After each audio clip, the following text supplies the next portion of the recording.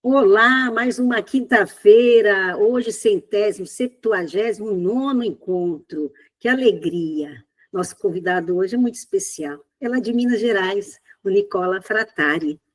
E ele vem falar conosco sobre as experiências vividas nos labores da mediunidade. Mas antes, nós vamos fazer a nossa prece, agradecer a Deus, nosso Pai, pela noite, a Jesus, nosso Mestre querido, que nos envolve com seus mensageiros, nesse encontro de família fraternal, cada um em suas casas, mas ligado pelo coração. E também com os amigos espirituais, nossos entes queridos, que nós sabemos que se aproximam, porque é uma oportunidade em que os nossos corações estão abertos, nossas mentes, e assim nós vamos conectando, e também doando um pouquinho de nós para a paz do nosso planeta e do universo. E hoje nós vamos fazer diferente. Nós vamos pedir permissão à espiritualidade para colocar um vídeo de uma música de Tim e Vanessa sobre médiuns, uma vez que nós vamos falar sobre mediunidade. Obrigada, Senhor, por essa noite de ensinamento e de calmaria da alma. Então, nós vamos compartilhar agora o vídeo de Tim e Vanessa.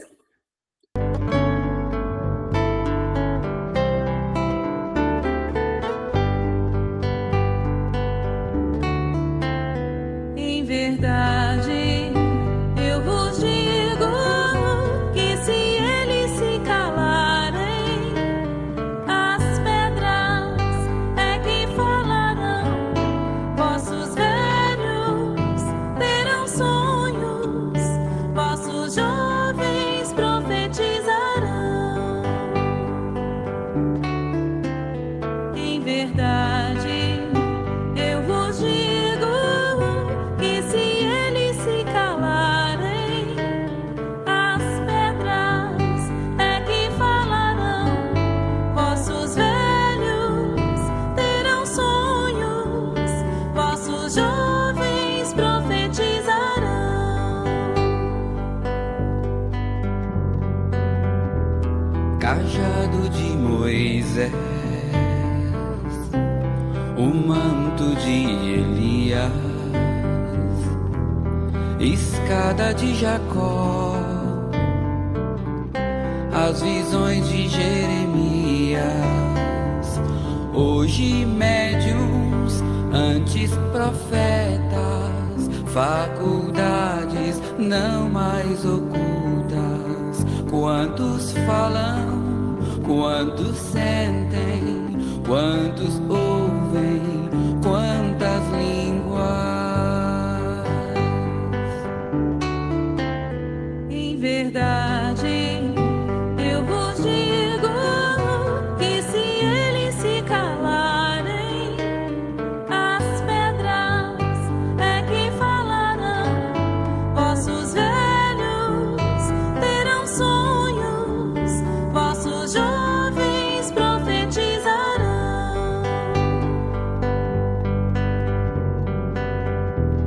Nas bodas de Caná, na cura das feridas, na transfiguração, nos dando a água viva, sempre mestre, sempre profeta. Ser divino, ser por guia. Quantos calam, quantos sentem, quantos ouvem o médium da vida. Em verdade, eu vos digo que se eles se calarem, as pedras é que falarão. Vossos velhos terão sonhos, vossos jovens profetizarão. Em verdade, eu vos digo que se eles se calarem,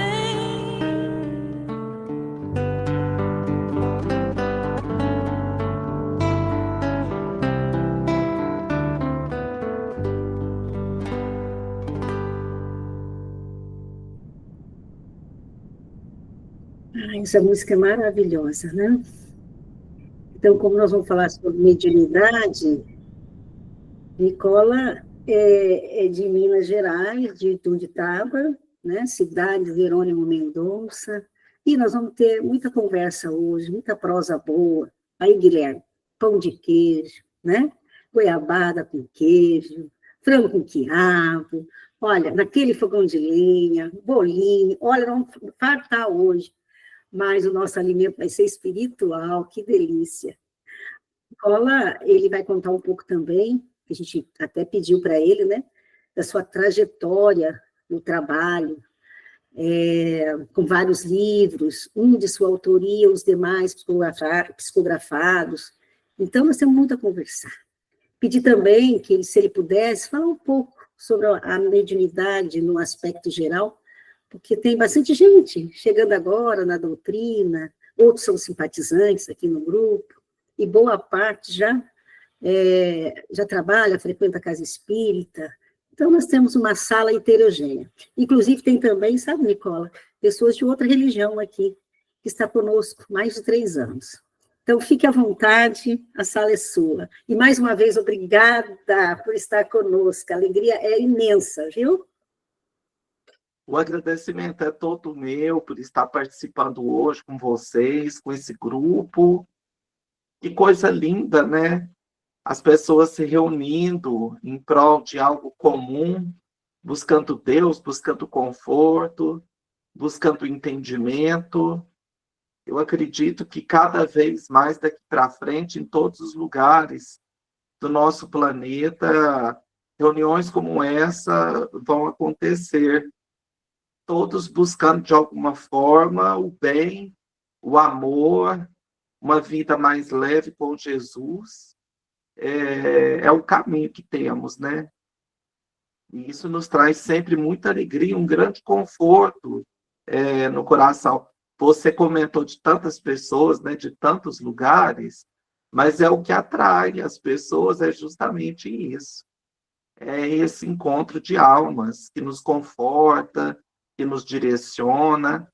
É aquela história, a gente às vezes precisa parar para recarregar as baterias, né? Respirar, tomar um ânimo novo. E não tem forma melhor do que falar de Jesus, do que buscar conhecimento seguro, direcionamentos, né, que nos fazem maduros espiritualmente. E a doutrina espírita, ela traz no seu comporte a questão da mediunidade. A mediunidade não é patrimônio do espiritismo. Não foram os espíritas que iniciaram as questões mediúnicas. Nós vimos aí agora no clipe da música, relatando quantos fenômenos mediúnicos aconteceram quando Jesus estava conosco aqui na Terra, antes, né, falando de profetas também, algumas situações, depois, durante a codificação, médiuns da atualidade. Então, nós percebemos já nessa introdução que a mediunidade ela é algo inerente a todos nós. Ela é uma sensibilidade, ela é um sexto sentido, ela é um sentido novo. Muitos dizem que é o sexto sentido, né? Que complementa os outros 5. Mas a mediunidade, ela está no ser. Ela está em nós, ela está entranhada. Por quê? Porque ela já está na nossa condição perispiritual. A mediunidade, conforme Allan Kardec nos colocou assim, de uma forma simples, clara, sem complicações, a mediunidade é o que nos possibilita essa comunicação entre 2 planos, o plano dito material e o plano espiritual. Se somos seres imortais, se somos espíritos, estamos passando por um momento no corpo terreno. Então, somos seres espirituais, imortais, individuais, e estamos reencarnados, passando uma experiência, o famoso estágio na Terra, que é a reencarnação. Então, se estamos nessa caminhada, nessa busca evolutiva, temos também mecanismos de comunicação com aqueles que estão na espiritualidade. E este mecanismo é a mediunidade, tão abordada, colocada de forma tão leve, tão simples, para o entendimento de todos. Um dos grandes legados de Allan Kardec com relação à mediunidade é justamente essa questão. Porque nesse passado, civilizações mais antigas, China, Egito, os Vedas, né, lá quase que em primeiro lugar, nessas civilizações a mediunidade já era uma realidade, já era conhecida e utilizada em todos os tempos. Mas era um momento em que existiam castas, separações, pessoas escolhidas, hierarquias. A mediunidade era considerada um dom de poucas pessoas. Somente os escolhidos, né, podiam praticá-la. E aquilo dava um status de superioridade às pessoas. Então, era vista, a mediunidade existia, como sempre, em todos os tempos, era utilizada, mas era vista de uma forma equivocada, né? Porque ela dividia, ela dava poder. E Kardec, primeiramente, ele coloca que essa sensibilidade está em toda pessoa. Todos os seres encarnados, de alguma forma, como diz o livro dos médiuns, em maior ou menor grau, possuem a mediunidade. Possuem esse senso de comunicação entre os dois planos. Então, muitas vezes, o que acontece? É natural em todos nós. Sonhos, é natural premonições, é natural a intuição. Isso acontece com qualquer pessoa, de qualquer religião, crendo ou não em uma religião ou em Deus, se dizendo ateu, se dizendo espiritualista, a pessoa sente, de alguma forma, o mundo dos espíritos. Quantas e quantas vezes aconteceu conosco de chegarmos próximo a uma pessoa e nos sentimos mal, temos uma sensação ruim. Às vezes adentramos a um ambiente, temos uma sensação desagradável, nos arrepiamos. Do nada, né, a gente sente um calafrio, uma sensação estranha. Aqui em Minas, muita gente fala assim, nossa, hoje eu não vou fazer tal coisa, porque eu estou com um aperto no coração, eu não estou me sentindo bem, parece que eu estou sentindo alguma coisa. Então, essa coisa do aperto no coração, meus irmãos, é uma sensação espiritual. E isso acontece com todas as pessoas. Então, Kardec já coloca isso de forma muito clara. Não existe hierarquia, não existe dom, faculdade especial, nada disso. É inerente a todos. Agora, o que Kardec também nos sinaliza é que, dentre todos nós, com essa sensibilidade, alguns a têm de forma diferenciada. Certo? São os médiuns, né? Especificamente, muitas vezes, nós consideramos apenas essas pessoas que Kardec diz ter uma mediunidade ostensiva. É algo mais claro, é algo que não é esporádico, é algo que pode ser metodizado, que pode ser levado a um trabalho, a uma frequência, a uma casa espírita diária ou semanal, onde determinado fenômeno acontece. Então, nós temos chamados médiuns que têm a vidência, a audiência espiritual. Outros, na emancipação do corpo, têm desdobramentos. O espírito sai do corpo, vai fazer algum trabalho e volta. Temos aqueles psicógrafos que recebem mensagens escritas dos espíritos, médiuns falantes, ou de incorporação, né, como queira, aqueles que recebem mensagens através da voz, da psicofonia. E aí tem uma diversidade de mediunidades, de aspectos mediúnicos, que dá aí um estudo fantástico, né? Praticamente um seminário, se nós formos compreender. E a mediunidade, então, ela está no ser humano. Kardec coloca isso de forma muito clara. E aquela pessoa que deseja trabalhar como médium ostensivo, por exemplo, precisa primeiro de uma coisa, que a pessoa se escolha, né? Porque ela vai passar por um momento de eclosão, ela vai perceber de alguma forma que ela tem aquele sentido ostensivo e ela pode buscar a casa espírita para trabalhar. Se preparar para o trabalho, obviamente, e trabalhar de forma equilibrada, saudável, madura, durante toda uma existência. Então, a mediunidade é essa ponte. E, para finalizar esse momento, algo também muito importante, que Kardec salienta o tempo inteiro, é que a mediunidade, ela não é o fim em si própria. A mediunidade é o meio para se alcançar o bem, a caridade, o amor ao próximo, para se levar o socorro. É o mecanismo que a espiritualidade maior utiliza para auxiliar, para orientar, para direcionar, para curar.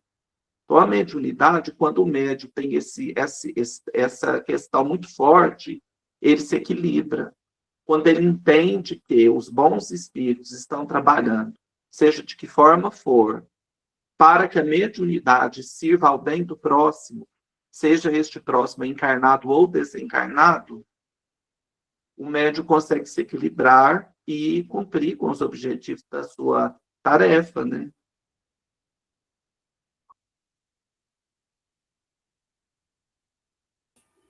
Muito bom.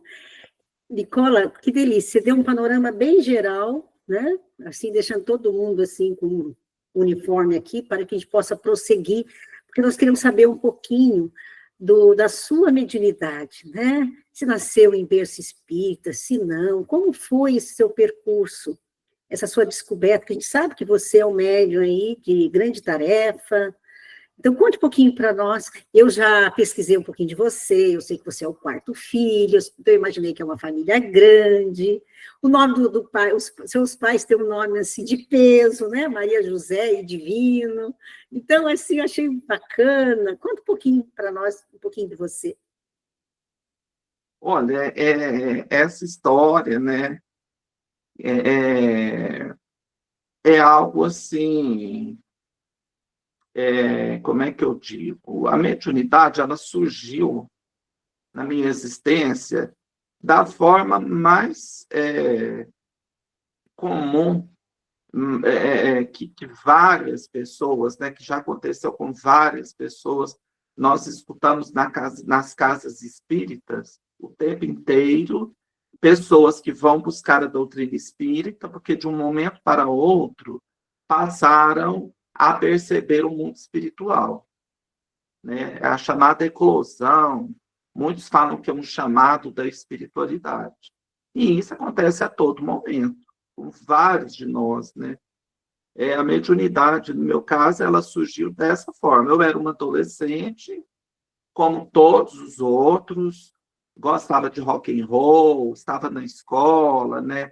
Tinha 13 anos, e comecei de uma hora para outra, começaram a surgir fenômenos mediúnicos na minha existência. E aquilo eu não tinha explicação. Era um grau de veracidade muito grande que eu acreditava que algo estava acontecendo. E eu contava em casa, meus pais riam, achavam que aquilo era coisa de garoto, que eu estava querendo chamar atenção. E eu fui ficando dos 13 aos 15, esses fenômenos foram ampliando, foram aumentando, e eu comecei a chegar num ponto que eu não conseguia dormir. Por exemplo, eu deitava à noite para dormir e acordava aos berros à noite, os vizinhos se preocupavam, porque escutava meus gritos de madrugada, acordava a rua. Então, por quê? Por conta de encontro com espíritos, né? Eu dormia, meu espírito saía do corpo, eu via aqueles espíritos, vamos chamar de espíritos obsessores, que queriam me bater, né? E aquelas histórias mesmo. E o que acontecia? Eu não tinha ideia do que fosse aquilo. Então, começou assim, gente, no susto, no empurrão, tipo assim, vai, né? Tem que ser de uma forma bem, né, para chamar mesmo a atenção. Com certeza, se eu tivesse aí passado por um chamado tranquilo, eu não tinha recebido, eu não tinha obedecido, né? Então, foi forte. E aí, conversando com as pessoas, eu fui buscando um, buscando o outro, até que alguém, uma amiga, me falou: Nicola, a minha mãe já passou por tudo isso. Vai lá em casa conversar com a minha mãe. E eu fui. E a senhora me explicou, me falou de espiritismo, me falou de mediunidade, falou que aquilo era algo natural, que eu tinha que buscar uma casa espírita. Aí eu fui conversar com uma senhora que já era uma médium, a dona Áurea, aqui na cidade, né? E ela me explicou muitas coisas. E eu fiquei um ano buscando uma casa espírita, ia num lugar, ia no outro. Enquanto isso, eu estava recebendo passes, eu estava recebendo água fluida, ouvindo o evangelho e já fazendo uma reflexão daquilo que eu ouvia. E esses fenômenos foram, assim, ao longo dos primeiros anos, eles foram desaparecendo. E eu fui me preocupando mais com o estudo da doutrina, com o trabalho nas obras assistenciais, né? Participar daqui, a gente tem a campanha do quilo, os trabalhos de sopa. E essa frequência à casa espírita, eu entrei no equilíbrio novamente. Então, esse início, esse chamado, ele foi bem assim, né?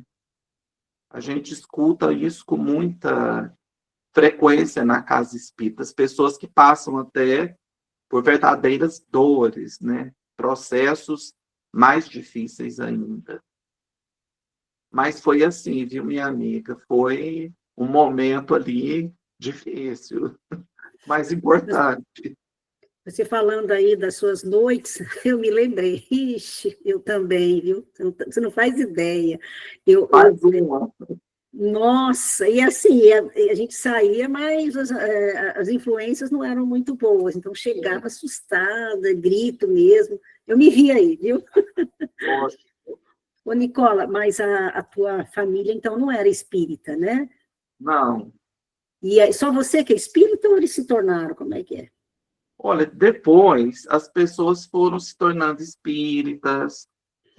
Eu tenho familiares que frequentam a casa espírita, outros não, mas é interessante que todos têm o conhecimento espírita, todos, às vezes, estão lendo a literatura espírita, buscam a casa espírita, vez ou outra, né?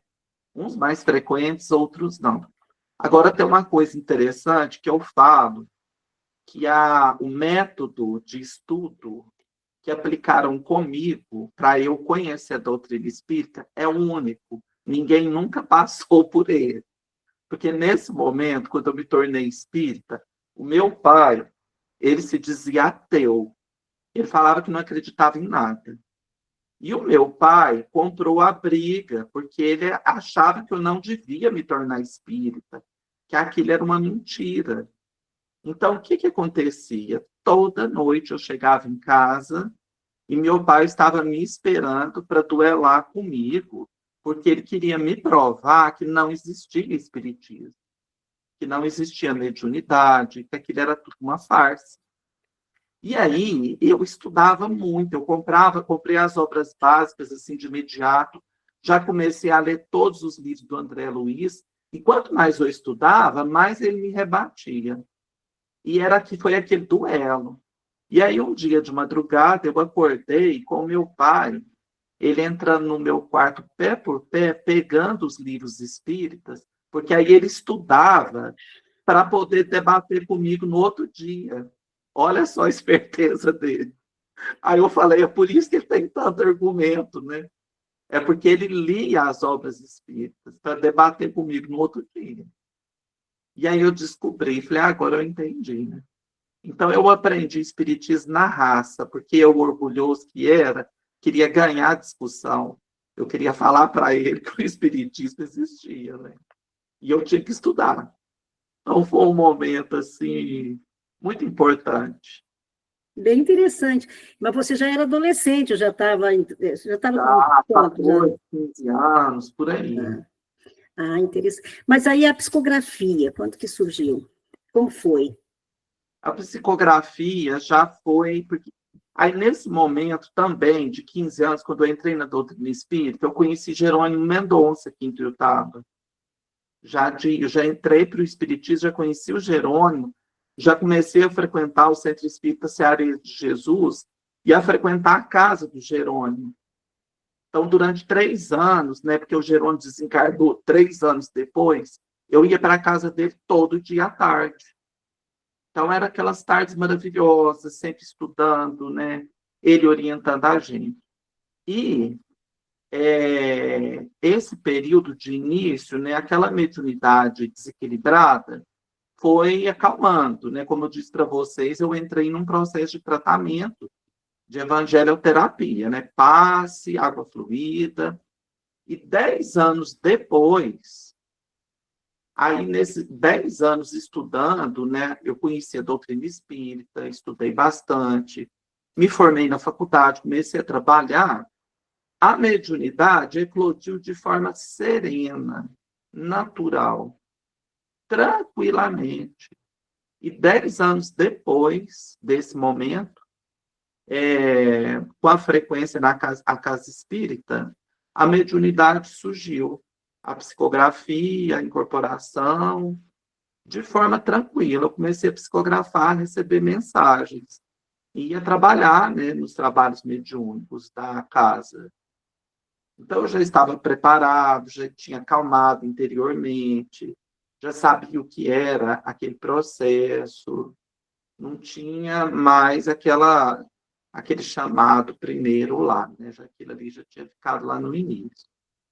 E nós começamos a receber a psicografia, vinham mensagens, poemas, trovinhas, desde o início. E nós, na época, tínhamos um trabalho na casa espírita, eram vários médios, né, que a gente fazia essa educação da mediunidade de psicografia. Então, às vezes, vinham orientações. E eu me lembro desse momento, uma figura que foi muito importante, foi um amigo, Jorge Bichuete. Ele faleceu agora recentemente. Era médico psiquiatra na cidade de Uberaba, Minas Gerais, e ele era médium também psicógrafo. Então, Jorge, a gente tinha um intercâmbio, ele vinha muito em Tuiutaba, a gente ia lá, e ele foi nos passando todas as orientações que o Chico Xavier passou para ele quando ele começou. Coisas muito simples. Frequência à casa espírita, frequência ao trabalho, disciplina, né? Detalhes da mediunidade. E a gente conversava muito, então aquilo nos deu muita segurança para continuar, né, a tarefa. E nós começamos aí, nesse momento, né?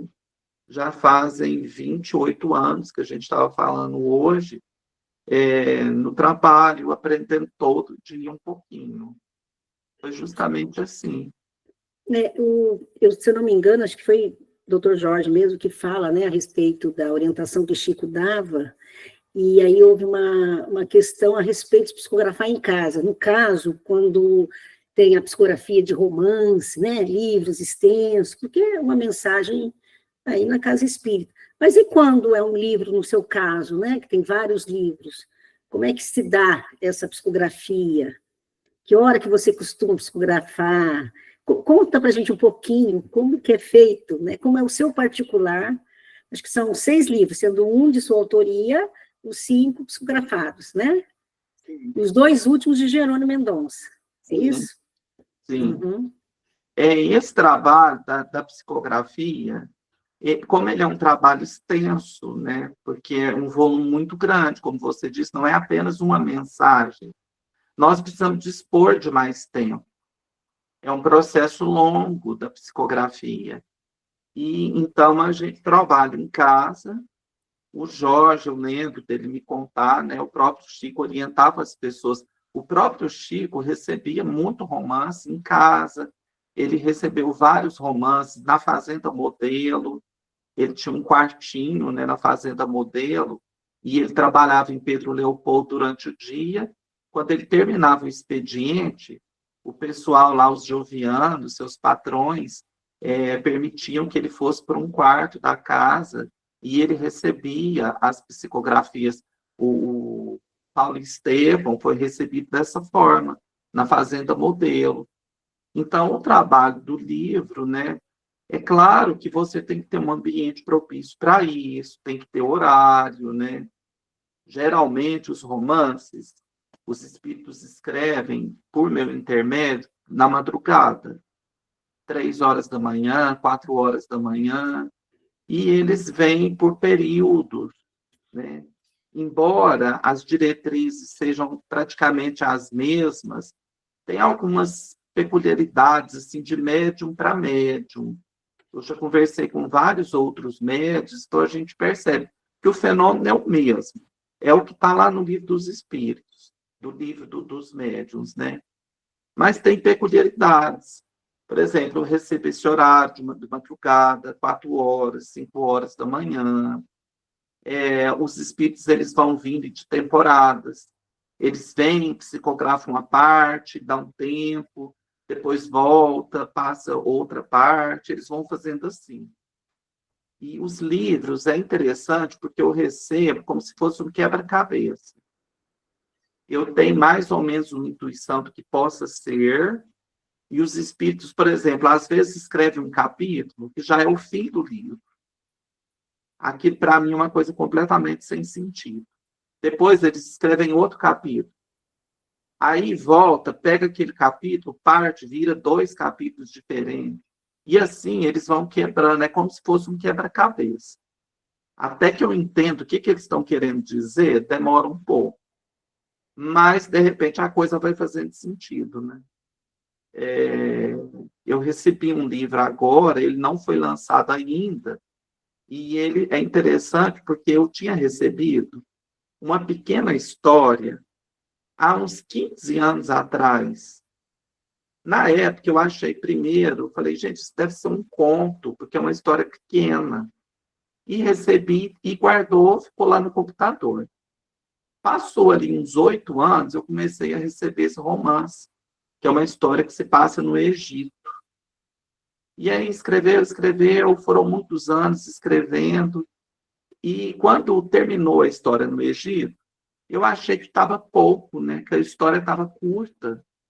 Aí eu pensei, gente, mas parece que eu estou sentindo que não tem mais, que a história já acabou, mas está tão curtinho, né? Um livro tem que ter mais páginas. Aí os espíritos falaram para mim, lembra daquela história que você recebeu lá atrás? Pega lá. Quando eu peguei aquilo que eu achava que era um ponto, era o final da história. Eram as mesmas personagens reencarnadas no outro tempo, continuando a história. E aí deu o livro, fechou o livro. Então, os espíritos fazem isso comigo. Eu acho que é para quebrar um pouco o animismo, sabe?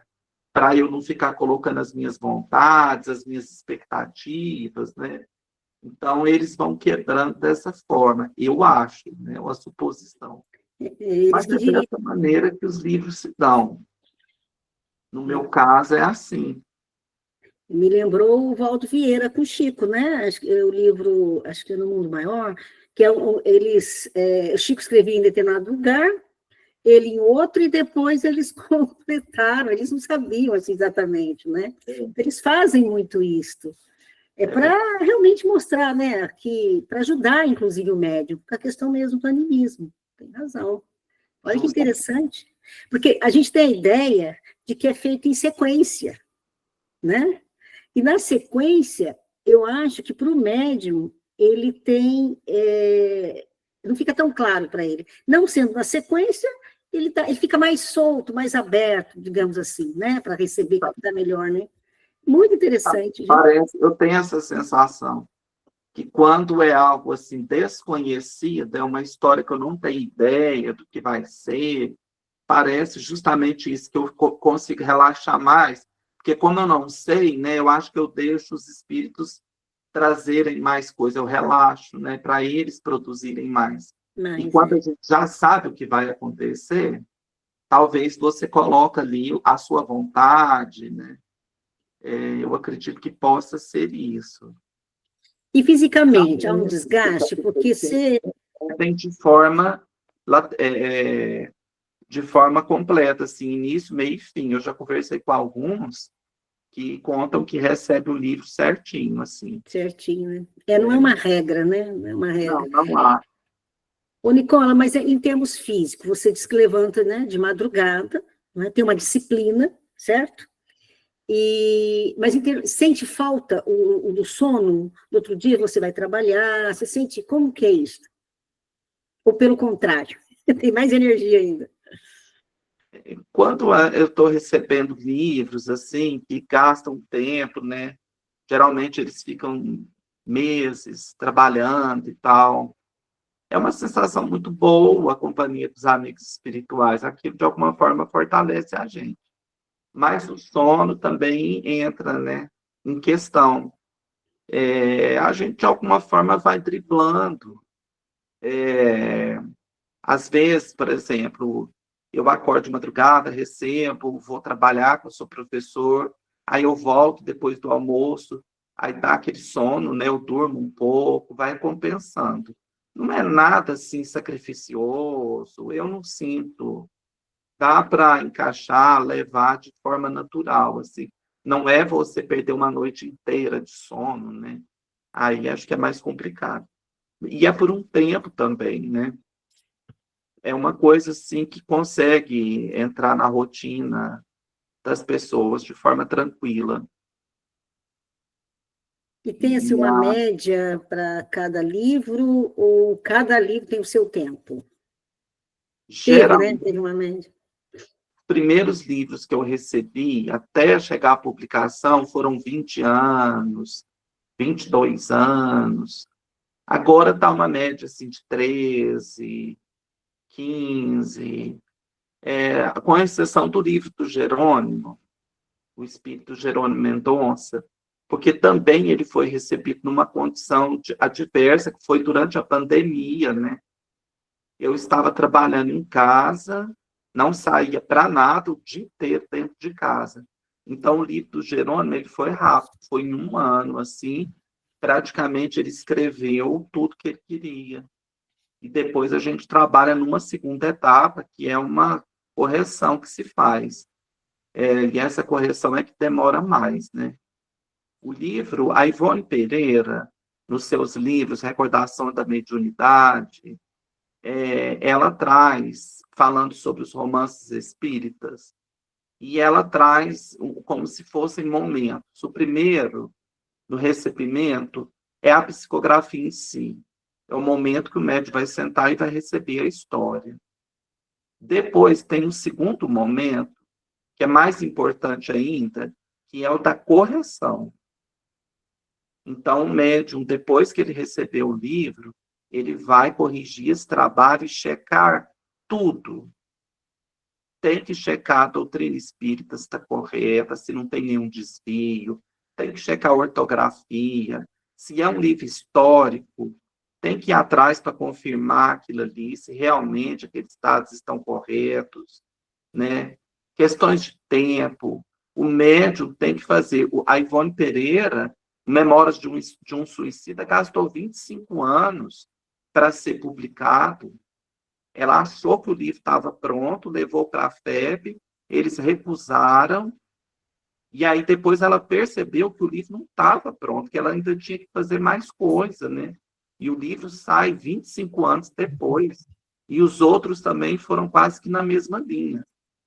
Por que isso? Porque nós somos médios e nós somos falhos. Nós não somos espíritas e nem médiuns ainda 100%, né?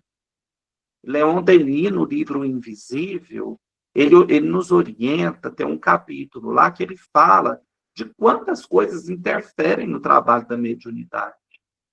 Nós sabemos, por exemplo, que os espíritos só podem trabalhar, utilizar aquilo que está na mente do médium, aquilo que o médium sabe.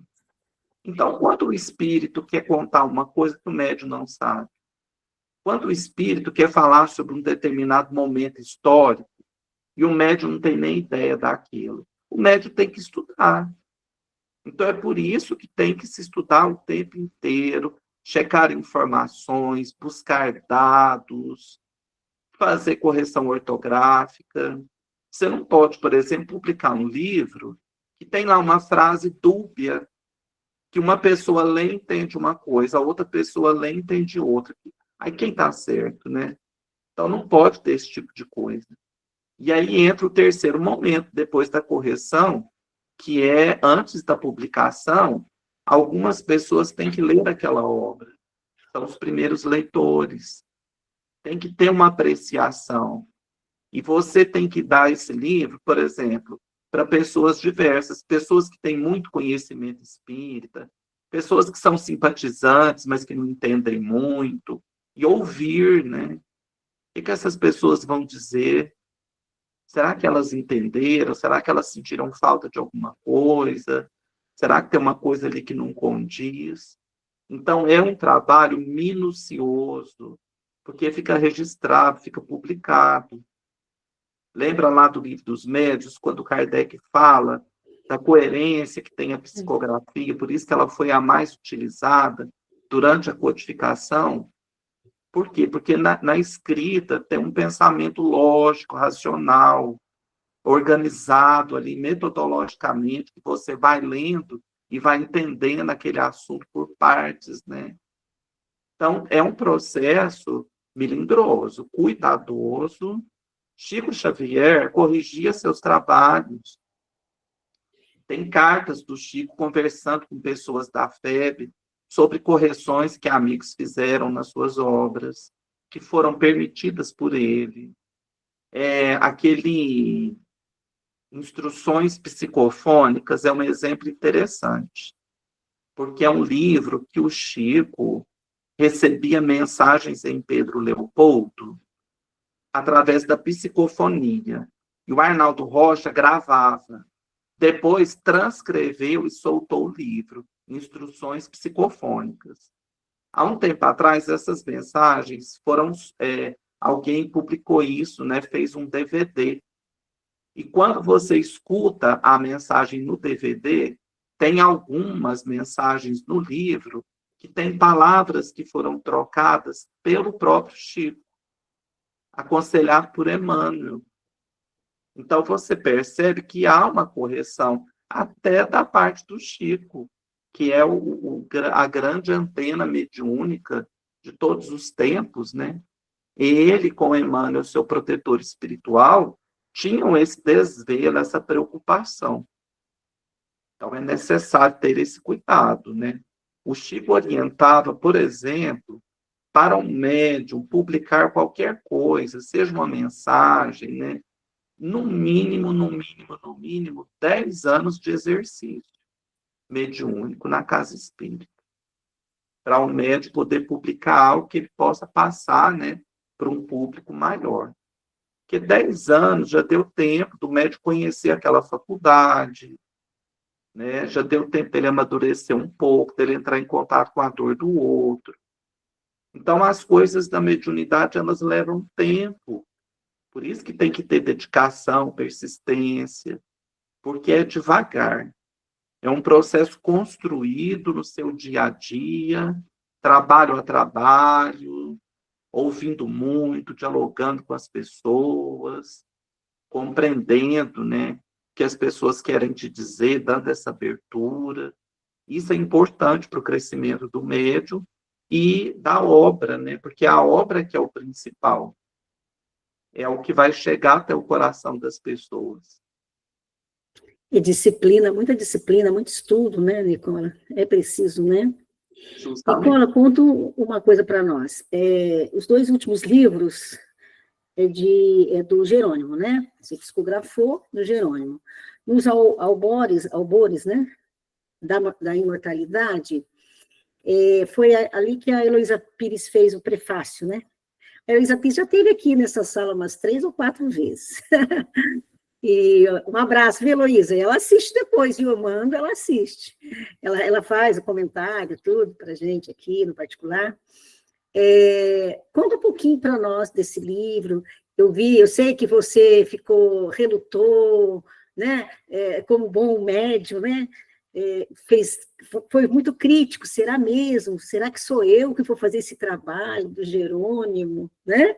Então, eu gostaria que você contasse um pouquinho sobre isso. Esse trabalho, já há muitos anos, de vez em quando eu tenho essa intuição, né? O Jerônimo se aproxima de uma forma intuitiva e ele vem há alguns anos já me falando sobre esse trabalho. De alguma forma me mostrando, né? Trazendo ali alguma coisa. Mas eu sempre relutei, eu pensava assim, gente, será que o Jerônimo quer escrever um romance? Ele manda tantas mensagens, né? Jerônimo escrevia histórias em vida, tem livros dele publicados em existência na Terra. E eu sempre ouvia, mas me calava, nunca conversei, nunca passei isso para ninguém. E quando nós fizemos a biografia do Jerônimo, Novos Casos de Jerônimo Mendonça, saiu pela editora O Clarim, que fomos nós mesmos que escrevemos daquele tempo que eu disse para vocês, de quando eu convivi com ele, convidei mais 20 pessoas para contar histórias novas, né, de outros momentos. Quando esse livro foi lançado, o livro tinha acabado de ser lançado naquela semana. Uma amiga médium me ligou, tem um trabalho fantástico aqui na cidade, curas espirituais, a Edna Franco. Ela me ligou e falou, Nicola, o Jerônimo mandou um recado espiritual para você. A gente podia se encontrar, né, para conversar um pouco e eu te passo. Eu falei, tudo bem. E fui conversar com ela, ansioso, né, pensei, o que será que o Jerônimo disse, né, um recado espiritual por outro médium. E aí, a gente conversando, ela me disse assim, Nicola, o Jerônimo disse para eu te falar o que você está esperando para começar a escrever o livro que ele está querendo escrever por seu intermédio. Ele quer escrever o livro sobre a vida dele no plano espiritual. Quer dizer, ela sabia até o assunto, o teor do livro, né? E eu levei aquele susto, porque eu nunca tinha falado isso com ninguém, nunca tinha comentado com ninguém, e eu ouvi da boca de outra pessoa. E aí, no mesmo dia, à noite, eu já concentrei, né, e já comecei o trabalho. Então, ele nasce desse jeito. E é o Jerônimo, de uma forma clara também, muito simples, para que todos entendam, contando como é que foi desde o seu desencarne, a noite do seu desencarne, os primeiros momentos, as reações no velório, no primeiro dia, o dia a dia, né, naqueles primeiros momentos, na espiritualidade. E a história segue nesse teor, né, trazendo essas questões, ele contando passo a passo como é que foi ali a sua chegada na pátria espiritual. Porque o Jerônimo, ele falava muito dessa questão do desencarne com muita naturalidade. Como ele vivia uma expiação, ele era tetraplégico, cego, problemas cardíacos gravíssimos, sofria dores o dia inteiro, todo o tempo, né? Ele ficou 30 anos assim. Ele tinha certeza, e ele falava muito, que no caso dele, só o desencarne. E mesmo assim, tendo levado uma vida de trabalho no bem, de amor, né? De mudança íntima. Então, ele acreditava nisso, né? Uma vez, uma senhora o procurou, falando que estava com muito medo, que tinha medo da morte, né? E o Jerônimo falava, mas minha filha, não existe morte, a vida continua. Aí ela falava assim, eu não quero morrer, eu não quero deixar meu corpo. Aí o Jerônimo falou assim, então você quer ficar pela imortalidade no corpo. Mas que engraçado, aí a senhora vai ficar nesse corpo bonito, saudável, jovem, e eu vou ficar nesse corpo doente, na cama, sofrendo dor a vida inteira. Assim não é justo, né? Nós temos que desencarnar para renovar. Então ele tinha essa certeza, essa confiança. E tratava esse assunto da desencarnação como algo muito natural, com muita maturidade espírita, que ele falava essas questões, né, para as pessoas. Então foi assim que surgiu o livro, Nos Albores da Imortalidade, que a editora O Clarim está lançando agora. E quando nós estávamos nessa fase de leitura, que eu falei para vocês, de começar a mandar o texto para algumas pessoas, eu entrei em contato com a dona Heloísa Pires. Por quê? Porque ela e o pai dela, o seu Herculano, eram muito amigos do Jerônimo. O Jerônimo adorava o Herculano Pires, era um grande amigo. Ele falava que tinha crescido muito com a inteligência de Herculano Pires. Eles conversavam muito. Jerônimo ia para São Paulo, ficava na casa deles. Então eu mandei para a dona Heloísa Pires ler o livro. E ela gostou tanto que fez o prefácio, né? Colocou o prefácio na obra. Eu fiquei muito agradecido, né? Aliás, nossa, é super recomendado, as pessoas falam muito, mas muito bem. E o Nicola vai estar aqui para autografar os livros, né? Nós vamos ter livros, não é, Nicola? Então, Enquanto não chegaram os livros, mas você vai mandar, não vai? Vão chegar aí. Aí, olha, o pessoal do Vale aqui está todo com expectativa. Então, e esse livro aí é super recomendado, todos eles, mas esse daí. E a dona Heloísa Pires, ele fala dona, bonitinho. A Heloísa Pires, a gente sempre a busca quando ela faz palestra aqui, né, no Vale, aqui em Caçapava, ela fica aqui em casa. Então, numa dessas que a gente leva, busca, e a Heloísa é aquela pessoa iluminada que a gente ri o tempo todo, tudo ela acha graça, né? Ela sorri, ela é aquela pessoa que está rindo, né, o tempo todo. E ela comentou no carro, quando a gente voltava, e ela estava falando mesmo do Herculano Pires com Jerônimo, ela ficou contando. Aí, essa semana, eu falei, nossa, eu acho que a espiritualidade já estava me preparando, né, no contato, porque, assim, do nada ela começou a falar do Jerônimo. Ela falou do Valdo Vieira, ela foi contando algumas experiências, né, porque eu aproveito esses momentos para conversar e perguntar a vivência com o Herculano, né, com a dona Virgínia, porque é gostoso de ouvir, né, e ouvir da Heloísa, porque você lê ali da Heloísa, ela está contando a história para você. Aí ela contou do Jerônimo, que eles eram muito amigos, né? Muito amigos. Assim como o Jerônimo era muito amigo do Chico, né? Cada 15 dias ele estava lá reunido com o Chico, né? Então, assim, foi um merecimento muito grande, né? Você conviver com o Jerônimo. Eu lembro, eu era pequena, e ele esteve em São José dos Campos. Eu sou de São José. Eu frequentava meu centro de origem, é o Divino Mestre, que você vai falar lá também. E aí, eu lembro da porta se abrindo, ele veio numa Kombi branca, e a maca, né, entrando a cama, entrando a maca, e ele deitado. Imagina, eu era pequena, então eu olhei aquilo não era uma coisa comum, né? Uma coisa incomum. E fiquei, aquele salão lotado, ainda era antes da reforma, e aí, quando ele abriu a boca, aquele vozeirão, gente, aquela coisa, né? Fora a vibração dele. Eu era pequena, mas eu consegui perceber tudo aquilo. E aqui na sala tem gente também que já esteve presente, né?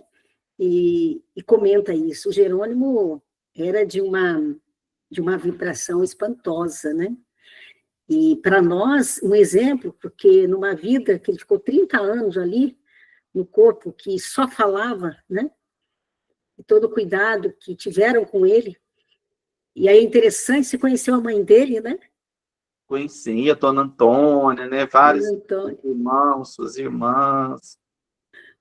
A dona Antônia era católica, né? Era. Eu adorei a história que você contou dela, que ela fala dos 11 irmãos. Você lembra a história dos 11 irmãos? Eu acho que uma vez ela falou, Jerônimo, eu estou quase acreditando nesse tal de espiritismo. E ele ria, né? Falou, por quê, mãe? Por que a senhora está quase ainda? Ela falou, ai, meu filho, eu tive 11 filhos. O único que não para em casa é o aleijado. Falou desse jeito. Usou esse termo ainda, né? Naquela época. O resto, todo mundo fica em casa. Menos o que não anda, né? E ele ria, dava gargalhada. A dona Antônia, ela era de uma pureza muito grande. Ela era um espírito assim, que ela veio para cuidar mesmo dos filhos todos e do Jerônimo, né? Ela tinha assim uma simplicidade, uma meiguice, uma doçura que era algo assim impressionante.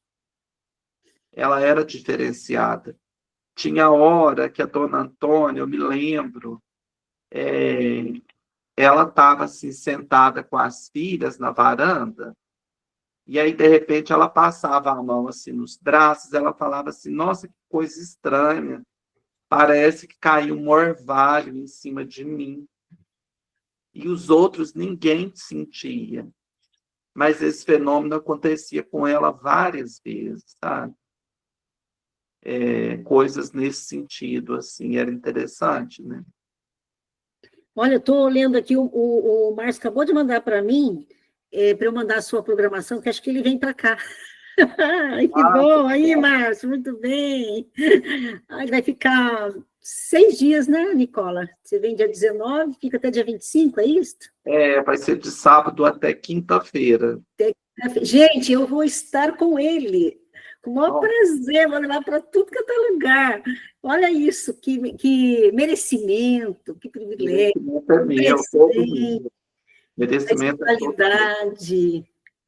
Olha, ele vai estar Caçapava, São José dos Campos, Jacareí, Taubaté, Guaratinguetá, tá bom? Tremembé, aqui a Célia Omi está aqui, Tremembé. Então, assim, estou mandando aí a programação, quem for aqui do Vale, da região, se organiza e venha para cá, que daí ele vai falar muito sobre o trabalho, sobre o Jerônimo, né, Mendonça, o gigante deitado, né? Hoje a gente pediu para que ele falasse mais sobre o trabalho dele, sobre a psicografia, porque é tão interessante, não é? E espero, de alguma forma, que tenha contemplado aí as questões que vocês, porventura, né, tiveram no decorrer da explanação dele.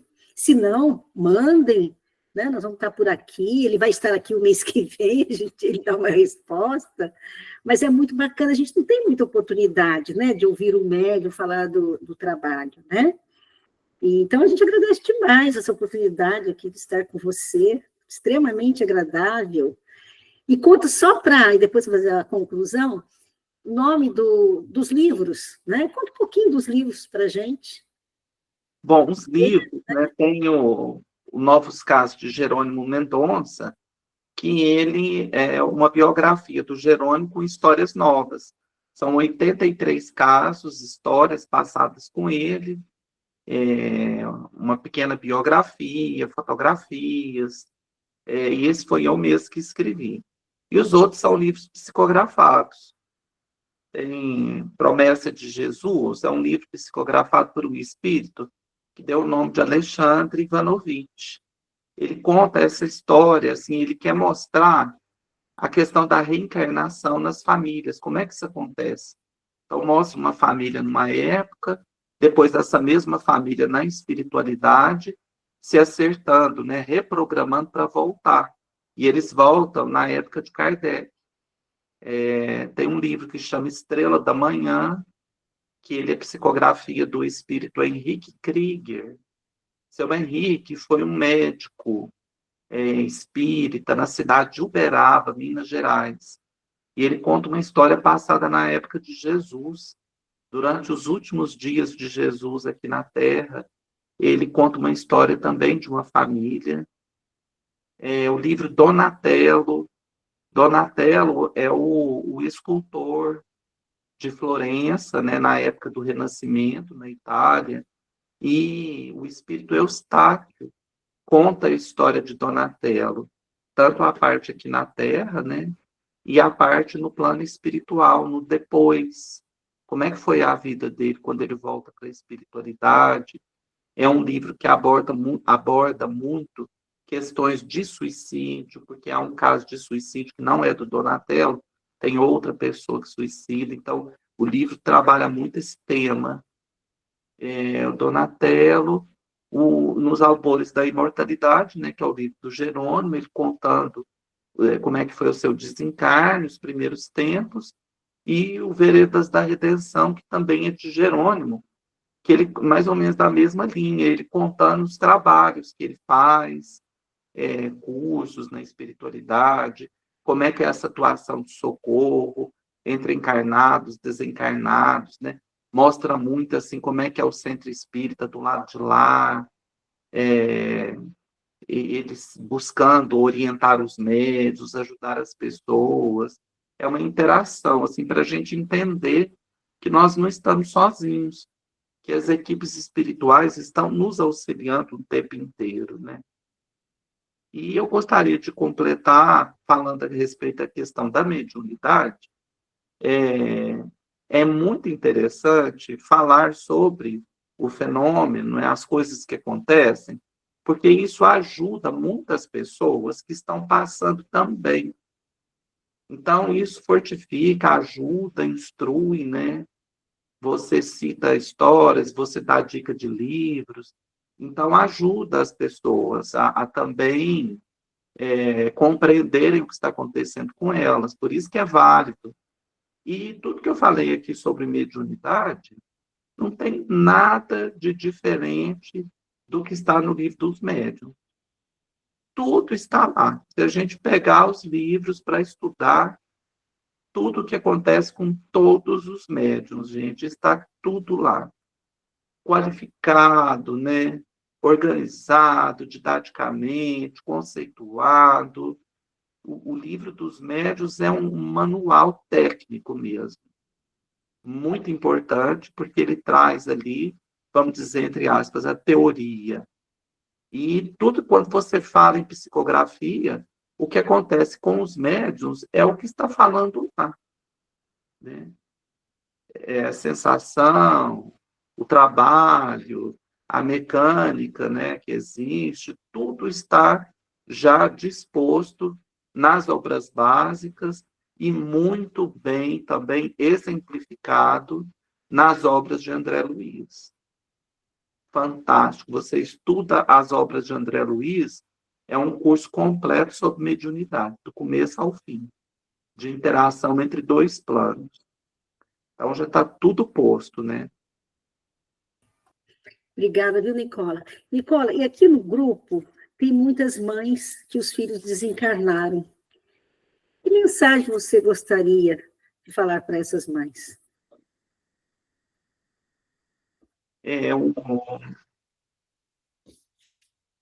O desencarne de um filho é algo muito forte na vida de qualquer espírito, né?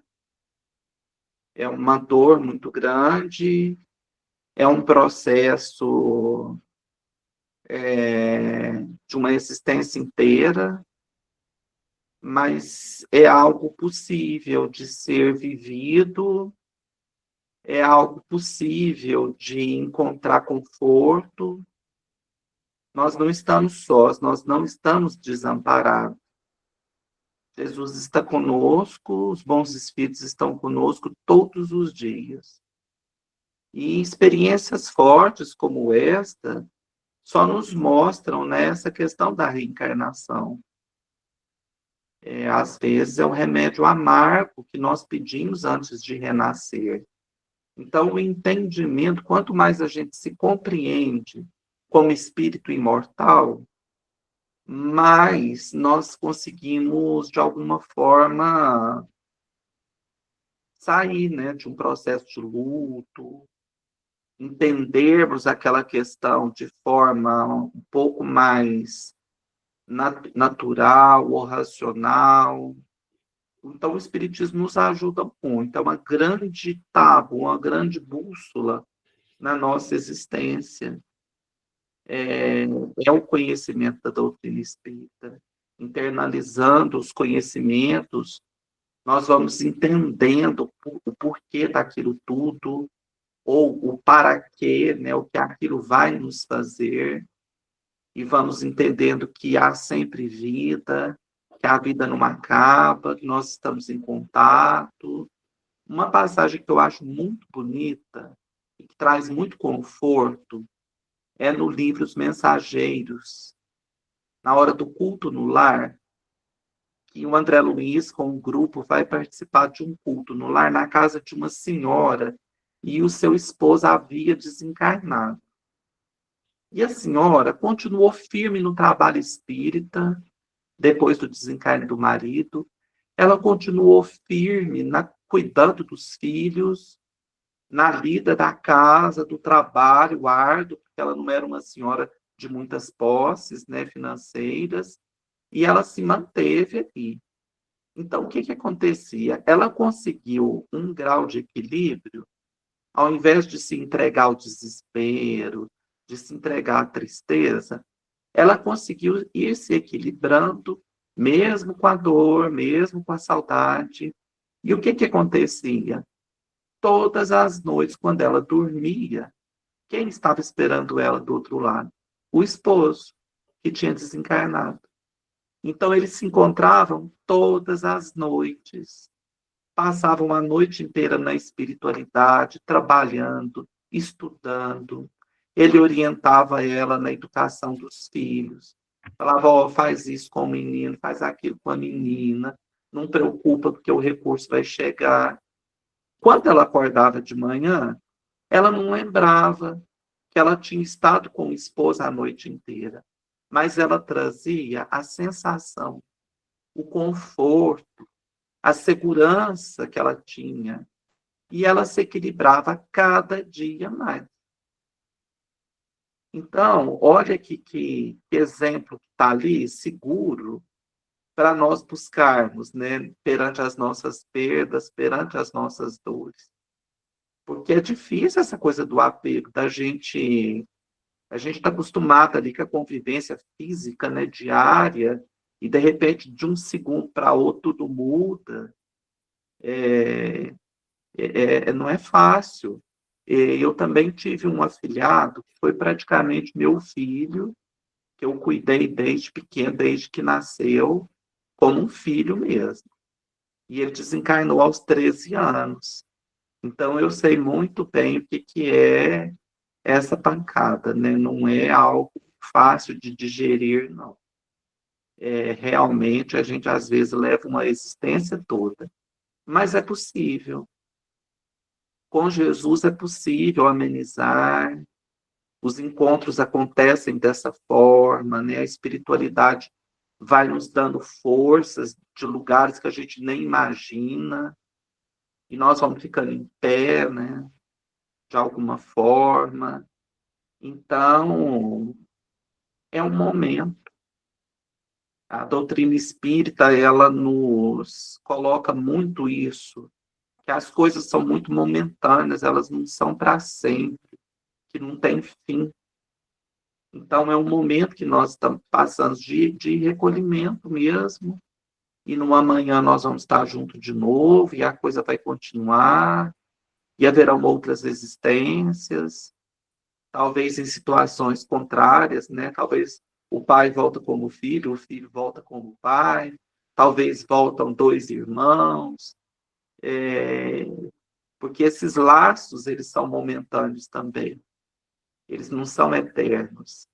Os laços que eu digo, parentesco físico, né?